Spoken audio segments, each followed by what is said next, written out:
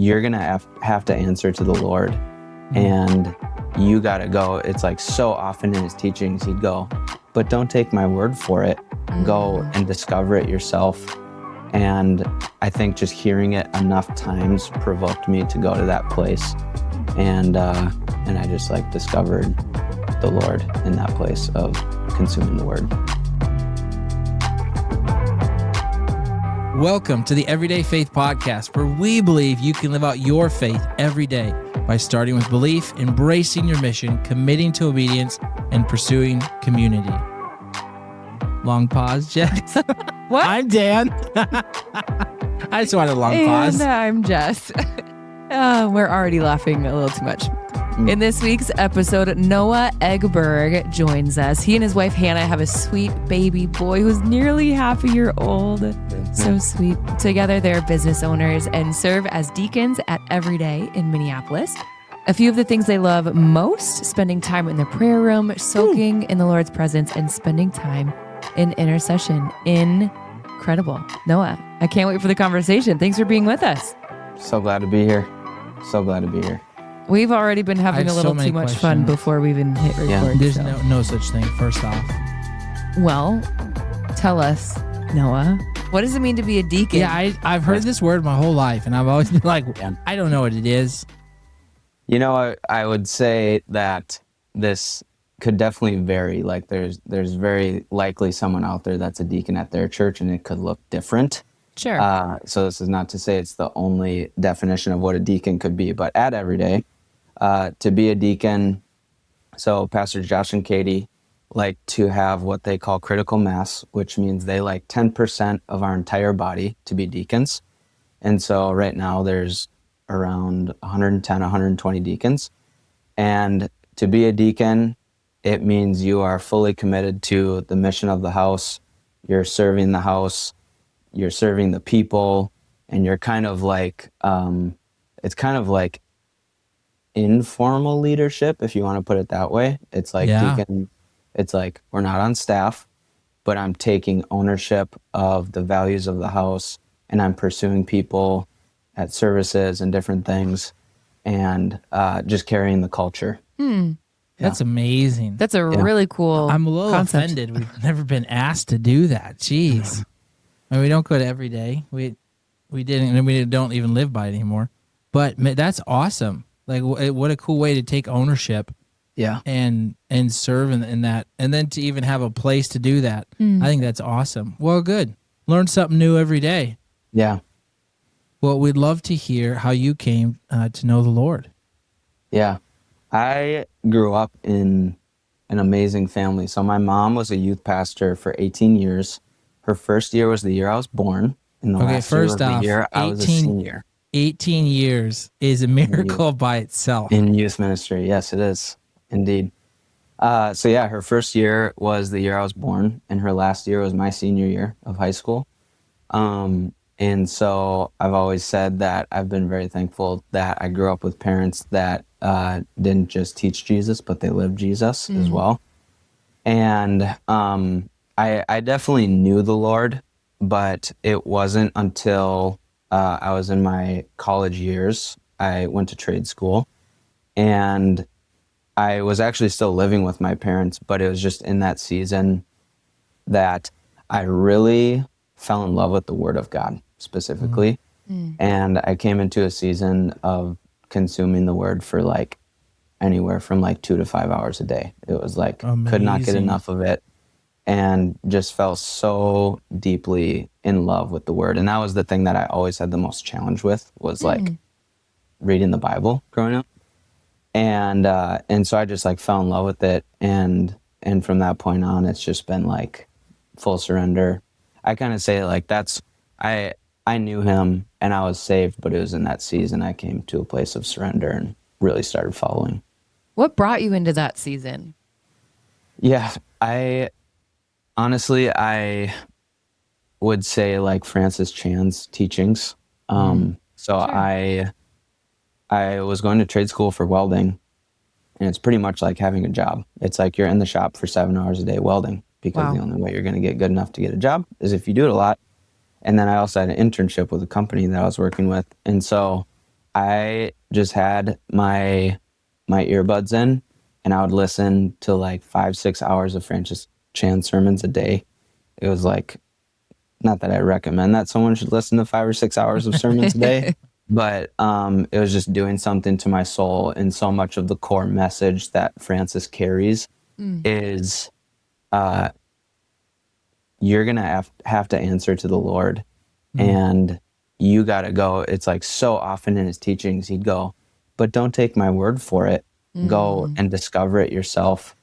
And I think just hearing it enough times provoked me to go to that place. And I just like discovered the Lord in that place of consuming the word.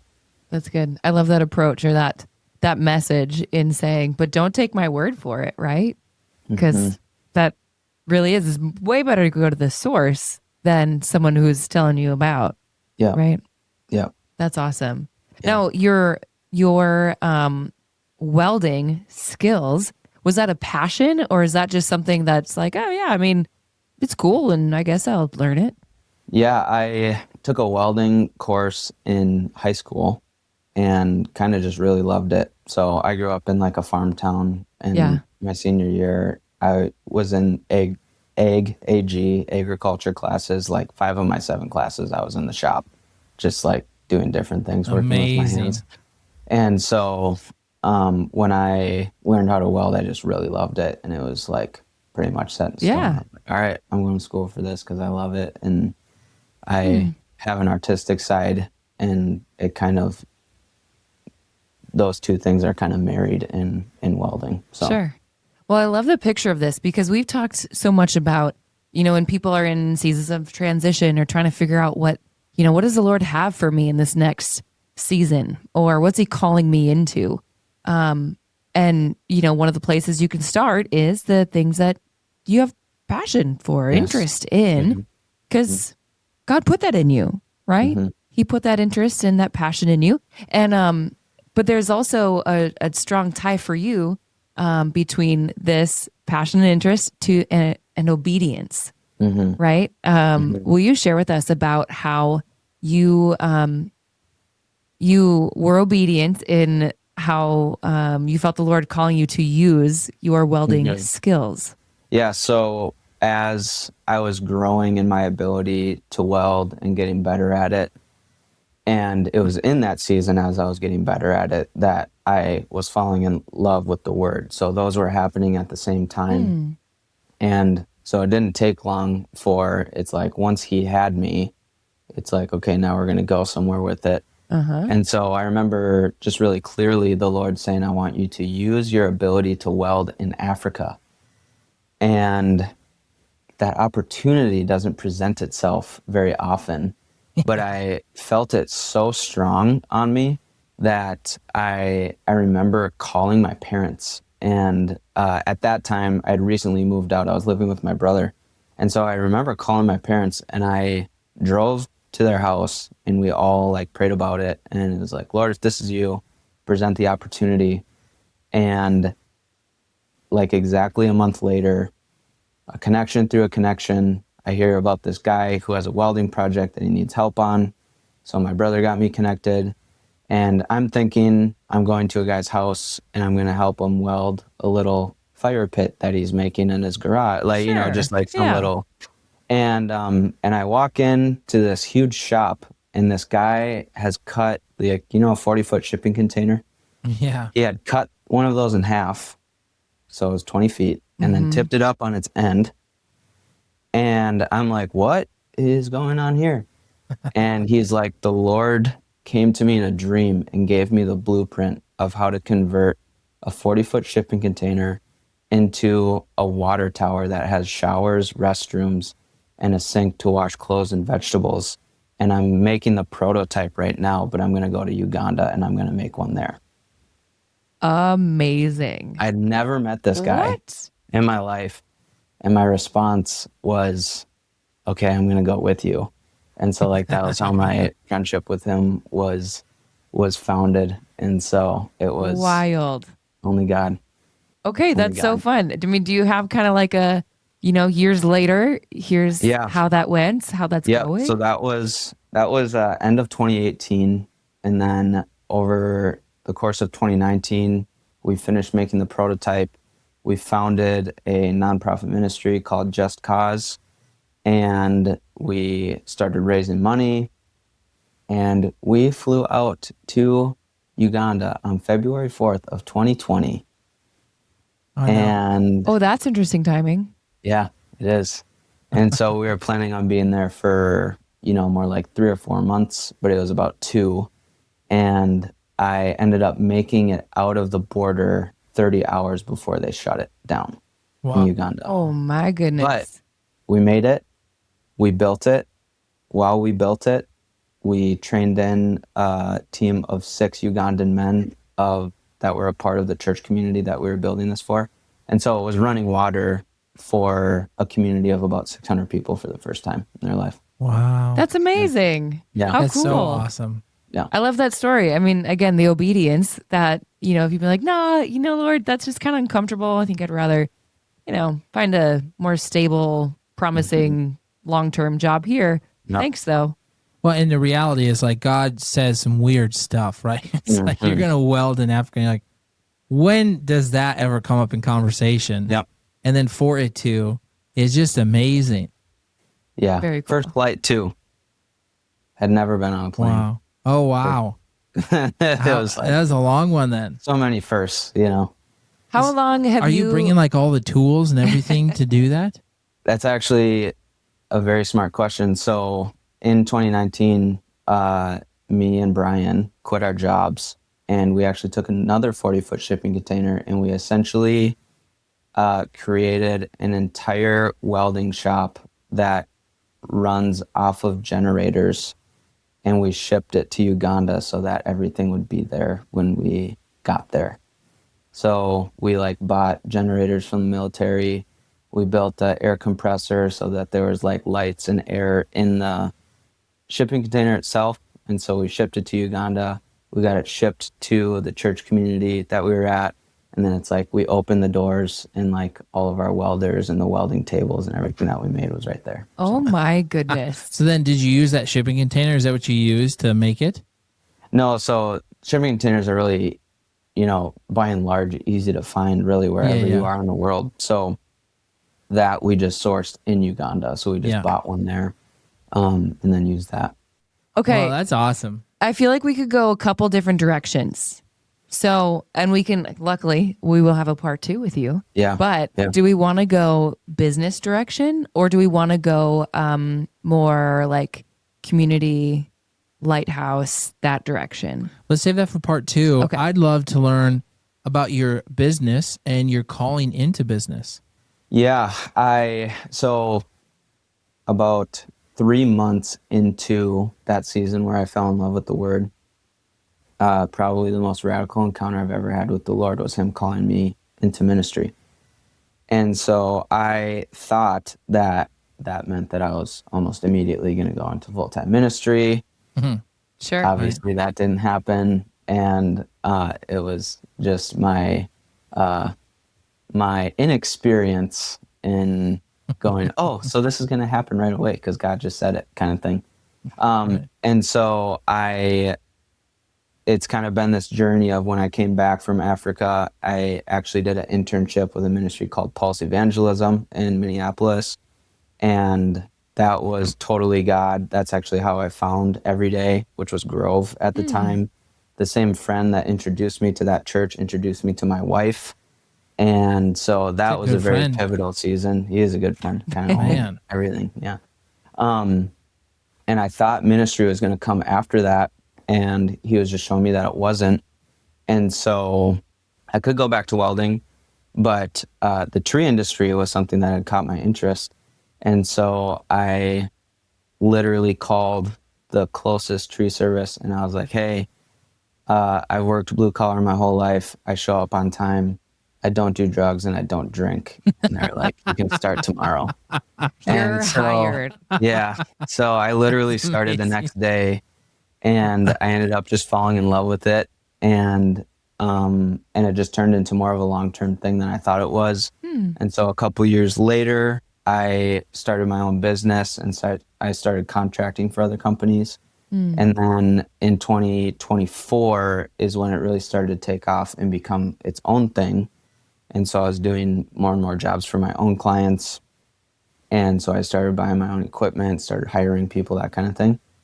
And so the last 2 years have been quite the journey of the stresses and the highs and the lows that come with owning a business, specifically as someone who follows Jesus.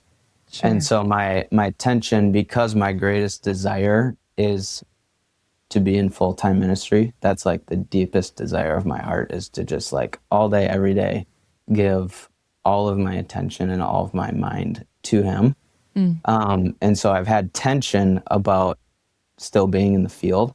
And so the last 2 years have been a journey of, okay, how kingdom can I make this business, since this is where he has me right now and not in full time.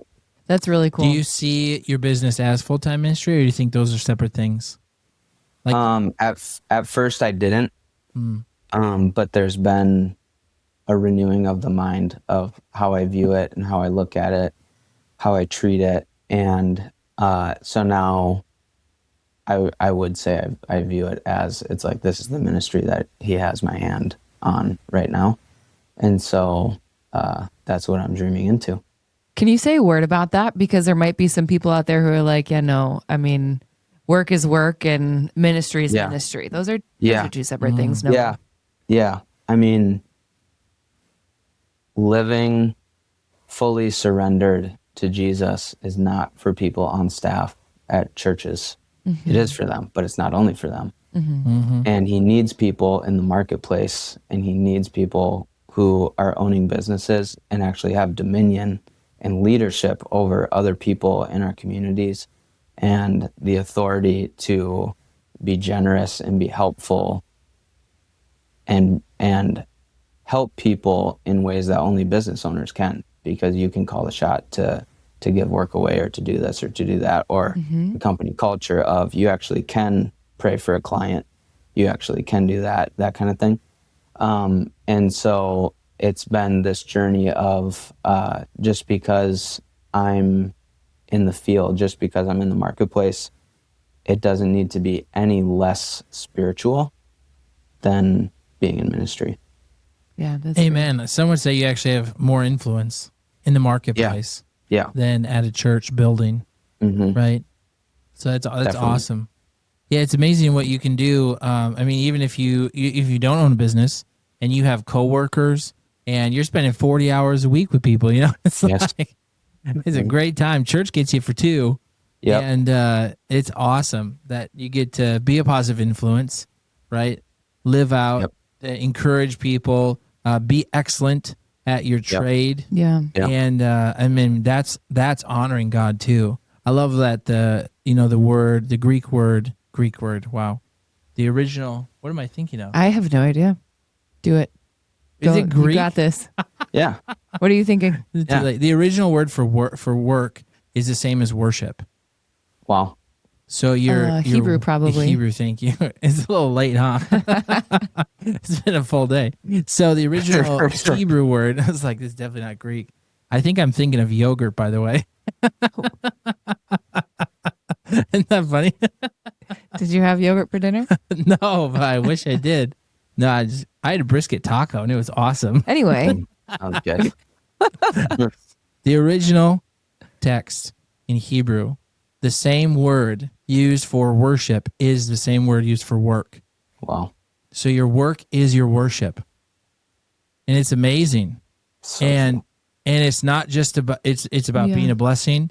It's about being excellent at your trade. And this is where we're not called to be seventh place.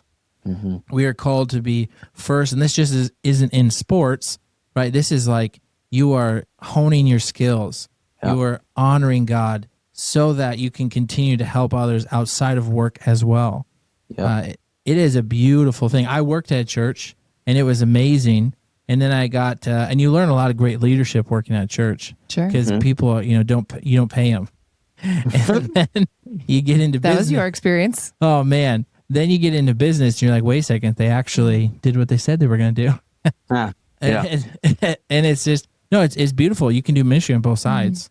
And I think, according to the Bible, we're supposed to do ministry, business and church are supposed to coexist and help each other and help the community. It is not just the church's job to help, is what I'm hearing you say. It's also the business's jobs to help the community. Yep. So it's a beautiful thing. I love what you're doing. So good. Hey, I want to ask a question. Do you think that when you are following the path that the Lord has for you, and He's anointed you to start a business, for example, right? Does that mean that it's always going to be easy? Noah, I hear that that's not always the case. I don't know. I've never started a business myself, but I feel like the Lord's called me to be a mom, and it's not always easy to be a mom. But tell me about some of the times that you've had to lean in and trust the Lord, even when things were not going the way you wanted them to. Yeah.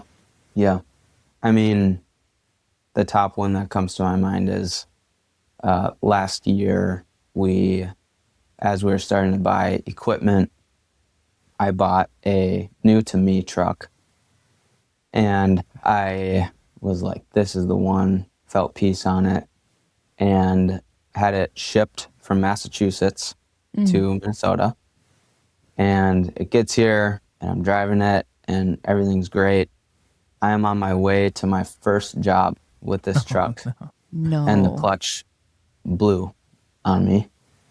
And essentially, long story short, I lost like $20,000 on the truck. Ooh. And I'm sure it wasn't the driver's fault for the clutch blowing. No, and it's one of those things. It's like, I don't know if the guy who sold it to me, he was a dealer. It's like, I don't know if he knew that it was a lemon or not, and maybe it was user error. I've been driving stick shift for a long time. Regardless, it was a new to me truck that I financed, and then this thing happens and it's unusable, and it was unusable for a year, and there's like parts we can't find. Oh no. And essentially over the course of time, I literally put $20,000 into the truck, and then sold it for less than I bought it for. And it's like I was bringing people in on it, and like we were praying into it as I was like in it, all the way through the process. And I'm not saying that people were wrong in any way, but it's like the common response, which I love because it's full of faith, is like, man, what is the Lord going to do with this? Because this is not a good situation, because I didn't have that money to lose. It's like, oh, well, that's a bummer. It's like, no, this is a big deal. Yeah. And something very well could come of it somehow, some way down the road. But at the end of the story, I sold it literally 2 weeks ago. It's like I lost a bunch of money on it, but man, I learned a lot just about how to own a business and how to overcome difficulties, and how to endure a wilderness, and how to traverse through a wilderness. And one thing I know is I spent a lot of time in prayer, in connection with the Lord, because of that truck. Yeah. And I'm not saying he caused it, but I don't think he minds. He makes things when good. Trials. Yeah. I don't think he minds when trials push us into him. I don't think he's so quick to just like remove it from our life, because then we kind of drift away again. They're really good. Sometimes it's annoying how much he cares for us, in the sense of like, I want to develop your character over make you financially successful. And you're like, but Lord, like, can't you just give it to me? I love you Like, too much. I swear I'll be good. And he's like, I know you a little better than you do. Yeah. That's hard, right? And it's and I feel like sometimes as Christians you hear everyone's highlight reel, right? And it's like their Facebook page is like everything's great, everything's good, and you're like, well, why am I losing $20,000 like this? But that's real, right? Like that is real. That it was like, man, we're losing. I mean, in business, I've lost probably hundreds of thousands of dollars learning different things. And you're just like, what are you doing, God? Like, this is horrible. I could bought someone a house with some of this money. God, you could have Yeah. prevented it. Oh my goodness, you could prevent it. Yeah. But developing my character, and developing and helping us learn and grow and trust, and not focus on like how important a dollar is, but more important is the value we provide. It's really cool how he does that through any type of business, even if you don't own one. You know, he still likes to develop us. Yes. That's good. But it hurts sometimes. It hurts. Oh man. Well, It hurts. I'll just throw in there, like, I have not personally experienced those losses, right? A lot of those things that Dan is alluding to. I haven't really been in the loop for those things, but occasionally he shares with me some of those things that happen. And for me, that helps me grow too, and saying, okay, well, I know God's going to do something through this, you know? And so I'm not even experiencing it firsthand, but he's also allowing it to be an opportunity that I can learn from and grow in trusting him and continuing to pursue what he has, even if it's feeling like, I want to back out. This feels like too much risk. Yep. 100%. Right. So I had hired a wrong person, and it was my fault. And so the Lord is teaching me ownership, and you know, and I've probably lost, you know, it's just a number, but probably over $100,000 because of the decisions of the person that I hired, and it's still costing me today to fix some of the mistakes that were made, or some of the unintentional. And they're a great person. It's not like they did it on purpose, but you're just like, Lord. When we are in the hiring process, and I'm praying and I'm asking you to show, just like that truck, right? Yeah. But then God's like, "Hey, I want you to love people, even if they mess up, even if they underperform, even if they're not performance based. Like, do you love people because they're my creation?" Or do you love people because they perform? They can do for you. And it's like, geez, God, you're like, well, come on. That's you say it like that.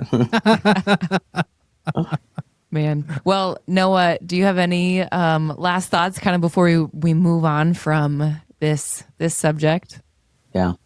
I think, as you know, this applies to whether you're a business owner or not, in the realm of just being obedient. We've talked about obedience.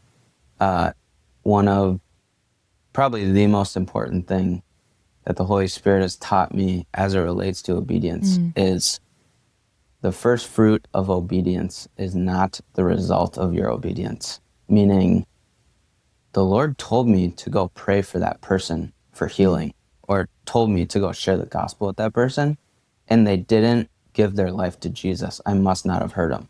It's like, no. The first fruit of obedience is an increase in intimacy with him. It's like you heard his voice and you were obedient to it. And he's God, so he actually has the right to ask you to share the gospel with someone, even if he knows they're going to say no, because he wants to develop you as an obedient son or as an obedient daughter. And so, you know, as a business owner or as a follower of Jesus doing these things, it's like, man, if we base whether I'm going to be obedient next time based off of what the result was last time, we're not going to be obedient for very long. But if our primary focus is like, I just know him more and I'm learning to listen to his voice, that's what can keep you going. So good. That's so awesome. I think that's our mic drop takeaway for the episode. You actually shared in preparing for our time together. You shared that obedience is the love language of God. How cool is that? We talk so much in our earthly relationships about, you know, what's your love language and quality time, acts of service. It's like, no, God's is obedience. Really How cool is that? It's beautiful. Well, thank you, Noah, for coming on. This has been so fun. We're excited for part 2. Yes, glad to be here. Can't wait. Thank you for listening to this conversation from the Everyday Faith Podcast. Our goal is to inspire everyday faith conversations. Please join us by rating and reviewing wherever you're listening, and most importantly, by sharing with a friend. For more resources like this, visit our website, askaboutmyfaith.com. God bless you as you live out your faith in your everyday rhythms of life.